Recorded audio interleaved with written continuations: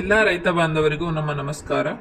ನಾವಿವತ್ತು ಒಂದು ಟೊಮ್ಯಾಟೊ ಹೊಲದಲ್ಲಿ ಇದ್ದೀವಿ. ನಾವೀಗಿರುವಂತ ಹಳ್ಳಿ ಬಂದ್ಬಿಟ್ಟು ಶೀಗೆಯಾಡ್ಲು, ಕಡೂರು ತಾಲೂಕು, ಚಿಕ್ಕಮಗಳೂರು ಡಿಸ್ಟಿಕ್ಕು.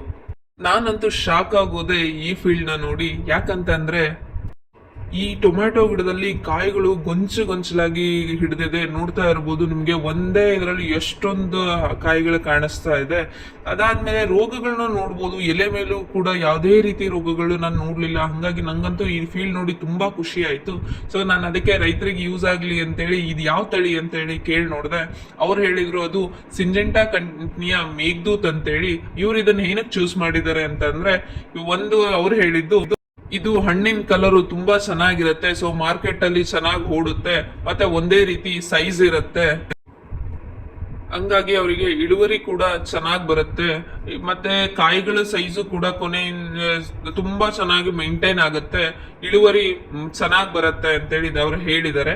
ನೋಡೋಣ ಇದು ನೆಕ್ಸ್ಟ್ ಹೇಗ್ ಬರುತ್ತೆ. ನಾವು ನೆಕ್ಸ್ಟ್ ಏನಾದ್ರು ಈ ಫೀಲ್ಡ್ಗೆ ಮತ್ತೊಮ್ಮೆ ವಿಸಿಟ್ ಕೊಟ್ಟಾಗ ಅದು ಎಷ್ಟು ಇಳುವರಿ ಆಯ್ತು, ಏನಾಯ್ತು ಅಂತ ಅಪ್ಡೇಟ್ಸ್ ನಿಮ್ಗೆ ಈ ಇದ್ರೊಳಗೆ ಹಾಕ್ತಾ ಇರ್ತೀನಿ.